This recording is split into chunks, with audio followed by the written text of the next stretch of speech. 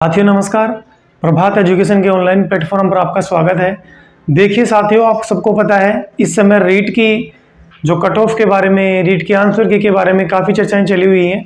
उसके मद्देनजर रखते हुए कि आपके कुछ सवाल थे तो उनका जवाब मैं आपको आज देने की कोशिश करता हूं। तो देखिए मित्रों, आपको सबको पता है कि कल 22 तारीख को, यानी 22 तारीख को लास्ट डेट हो चुकी है आपकी आपत्तियां लगाने की। आपत्ति लगाने के बाद कट ऑफ पर क्या प्रभाव पड़ता है, क्या प्रभाव पड़ेगा, ठीक है, क्या मार्क्स बदलेंगे, आपके सवाल थे ये। क्या मार्क्स बदलेंगे सर, कट ऑफ पर क्या प्रभाव पड़ेगा सर, डॉक्यूमेंट्स कौन से रेडी रखें और अब आगे क्या करें सर, को समझ में नहीं आ रहा है। तो उसके बारे में अपन चर्चा करते हैं। देखिए साथियों आपने मुझे पता है कि जितनी हमारी हिम्मत होती है, जितना हम तैयारी कर सकते थे उतनी हमने तैयारी करी है, ठीक है साथियों। 22 तारीख को रात 12 बजे यानी कल, ठीक है, तक आपकी आपत्तियां हैं उसका समय खत्म हो चुका है और आपको इस बात का अच्छी तरह से पता है कि बहुत सारी आपत्तियां लगी हैं। यानी आप ये मान के चलो हर विषय में, यानी आप ये मानिए कि प्रत्येक जो सब्जेक्ट है, प्रत्येक सब्जेक्ट में भी बहुत सारी क्या लगी हैं, आपत्तियां लगी हैं मित्रों, ठीक है। तो आपत्तियां लगी हैं बहुत सारी। और अगर देखिए मैं सबसे ज्यादा आपत्तियों की बात करूं तो वो हिंदी विषय के लिए लगभग बहुत ज्यादा आपत्तियां हैं। हिंदी विषय में तो आप ये मान के चलना कि 8 से 10 प्रश्नों के आसपास हैं, ठीक है। फिर जो आपके एसएसटी है, उस एसएसटी में 4 से 5 प्रश्नों के बारे में कंफ्यूजन है, ठीक है।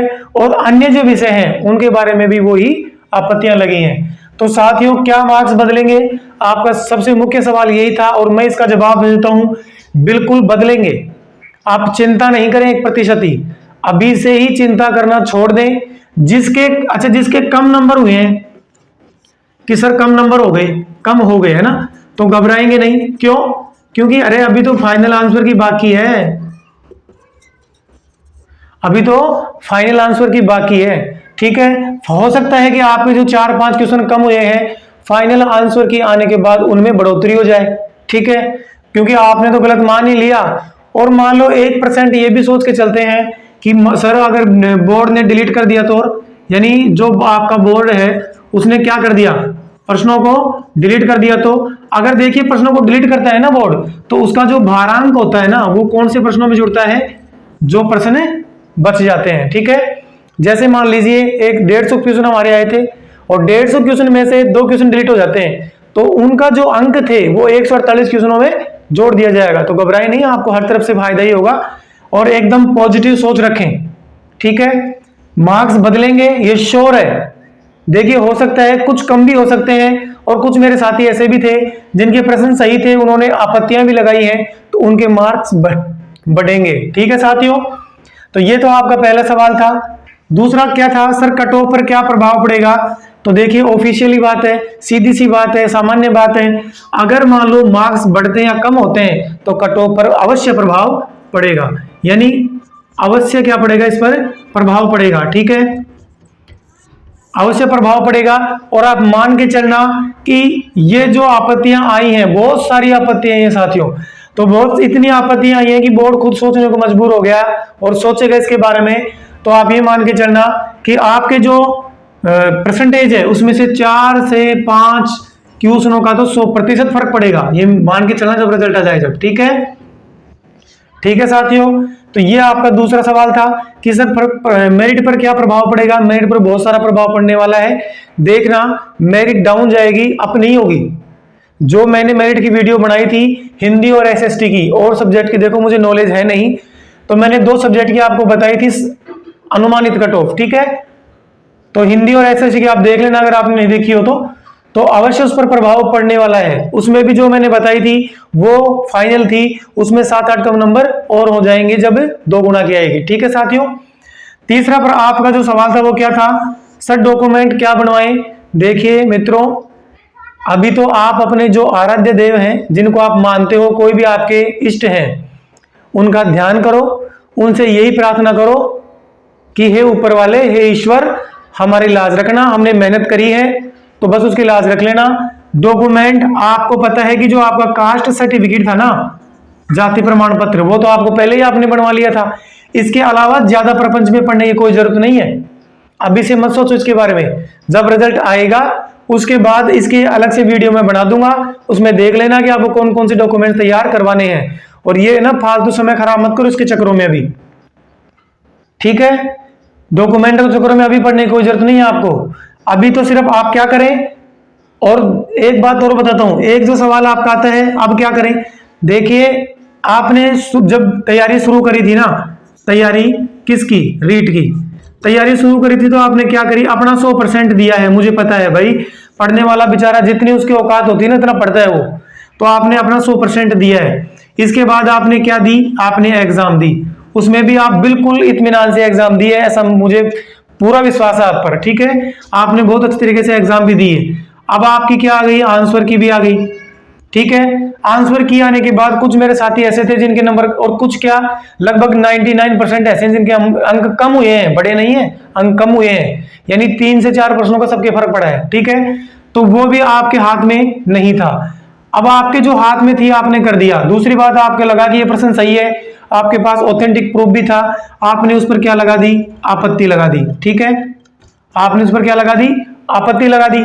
आपत्ति लगाने के बाद फिर आप अब क्या कर सकते हैं, अब आपके हाथ में कुछ नहीं है, यानी अब आपके हाथ में कुछ नहीं है, अब आप कुछ नहीं कर सकते। कहने का मतलब क्या हुआ, कहने का मतलब मेरा ये हुआ साथियों कि आपका जो कर्म था, आपसे जो करा जा सकता था वो आपने कर दिया, बहुत बढ़िया तरीके से आपने कर दिया। मित्रों अब मेरा मानना यह है कि जो होगा वो अपने ईश्वर पर छोड़ दो, जो होगा जो देखा जाएगा। पहले ही जो हुआ ही नहीं है उसके बारे में सोचकर अपना समय व्यर्थ खराब नहीं करें। और एक बात का ध्यान रखना, ये साइकोलॉजिकल फैक्ट है ना, कि अगर आप नेगेटिव सोचेंगे तो नेगेटिव ही होगा। तो अपनी सोच को पॉजिटिव रखें, बिल्कुल घबराएं नहीं, और बार बार ये रीड का हवा है ना आपके दिमाग में, इसको दिमाग से निकाल दो। अब जब रिजल्ट आएगा ना, जब देखेंगे मित्रों, मैं मानता हूं आप ये भी सोच रहे होंगे सर कहना बहुत आसान है लेकिन निकलता नहीं है। मुझे पता है साथियों, क्योंकि जो मेहनत करता है ना दुख उसी को होता है, ये मैं जानता हूं। जिस बच्चे ने मेहनत करी है, दिन रात एक करी है माँ बाप के सपने को पूरा करने के लिए, अपनी गरीबी को मिटाने के लिए, साथियों मैं भी ऐसे परिवार से बिलोंग करता हूं। कोई ये न समझे, कमेंट करने से पहले सोच लेना मेरा सेटअप किस प्रकार से है और मैं किस स्ट्रगल से क्या करता हूं। तो आप, ये साइकोलॉजिकल फैक्ट है कि आप है ना बिल्कुल पॉजिटिव सोच रखें, नेगेटिविटी अपने दिमाग में आने ही नहीं दे। और अब क्या कर सकते हैं, आपने जो किया वो कर दिया, अब आपका एक ही काम है, एक अगली एग्जाम, अभी मैंने वीडियो के माध्यम से आपको बताया भी था कि आगे बहुत सारी वैकेंसी आने वाली है, यानी बहुत सारी क्या आने वाली है, भर्तियां आने वाली हैं। जिस भी सेक्टर में आपको जाना है, एजुकेशन में जाना है तो टीचर की वैकेंसी भी तैयार है, ठीक है साथियों। तो जिस भी वैकेंसी की आपको तैयारी करनी है, 10 के चक्रों में मत पड़ो। फिर कह रहा हूं, ये इनके चक्रों में मत पड़ो, इन सबको छोड़ दो, इन सब के बजाय एक को पकड़ लो और पूरी मेहनत से जी जान उसी में लगा दो। अभी से ऑथेंटिक बुक ले आओ, उनसे नोट्स तैयार करो और पढ़ो, ठीक है साथियों। तो ये इस बात का आप विशेष ध्यान रखें। और डीएसएसबी की वैकेंसी दरवाजे पर खड़ी है, मान के चलना इस चीज को, मेरे को मैं गारंटी के साथ कर रहा हूं, डीएसएसबी की वैकेंसी दरवाजे पर खड़ी है। आपको इस अगले महीने में आपको डीएसएसबी की वैकेंसी देखने को मिल जाएगी, क्योंकि मुझे पता है, मैं वहां काम करता हूं। अभी वहां पर उन्होंने क्या है कि सबसे ये मांगा है कितनी, कहां पर सीटें, कितनी खाली वैकेंट सीटें हैं, ठीक है साथियों। तो वहां से इन्होंने मांगा है, तो डीएसएसबी वैकेंसी दरवाजे पे खड़ी है और बहुत बढ़िया वैकेंसी है। उसकी तैयारी कैसे करें, क्या करें, इसका मैं आपको वीडियो अगले कुछ दिनों में दे दूंगा, कौन सी बुक पढ़नी है, क्या सिलेबस आता है डीएसएसबी टीजीटी का, ठीक है साथियों। तो आज के लिए इतना ही। लास्ट में एक बात फिर कहना, घबराएंगे नहीं, जो होगा देखा जाएगा। नेगेटिविटी कोई दिमाग में नहीं लाएं, बिल्कुल पॉजिटिव सोच रखें और इस बात को मान के चलना, परसेंटेज कम ही जाएगी, ठीक है। तो दिमाग में फालतू कोई बात हैवी मत होने देना, ठीक है। अपने परिवार के साथ, परिवार वालों के साथ अपना समय बिताओ, थोड़ा बहुत उनके साथ हंसो खेलो, है ना, अपने साथियों के साथ बैठो और ऐसे साथियों से दूर रहना जो दिमाग में नेगेटिविटी भरते हैं, ठीक है साथियों। और कोई आपका सवाल है तो कमेंट बॉक्स में जरूर छापना। देखिए साथियों, आपके लिए मैं ऐसे ही वीडियो लेके आता हूं और आपके सपोर्ट की मुझे आवश्यकता है, इसलिए आप मेरे चैनल को सपोर्ट करें, चैनल को सब्सक्राइब करें, लाइक करें, शेयर करें। थैंक यू, धन्यवाद।